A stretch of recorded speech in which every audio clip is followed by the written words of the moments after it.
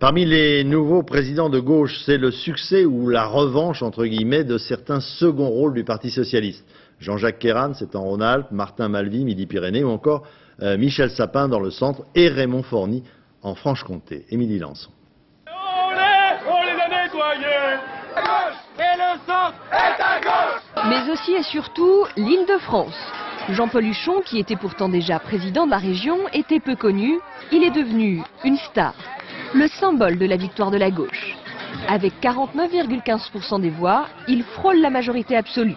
L'ex-maire de Conflans-Sainte-Honorine, le lieutenant de Rocard, a battu le porte-parole du gouvernement.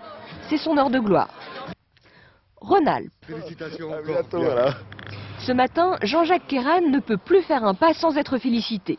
Avec plus de 46% des suffrages, le socialiste enlève à l'UDF la seule région qu'elle possédait.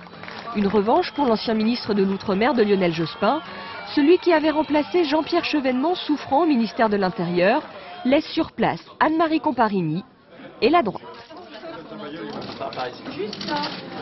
C'est un moment d'accomplissement fort et puis en même temps je mesure le poids des responsabilités qui vont m'être confiées.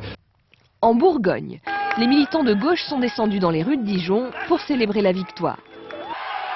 Très beau score qu'ont rencontré nos candidats. Superbe. Superbe. Non. François Patria, ancien ministre de l'Agriculture, le monsieur Chasse du gouvernement Jospin, prend la région à Jean-Pierre Soisson, élu en 98 avec les voix du Front.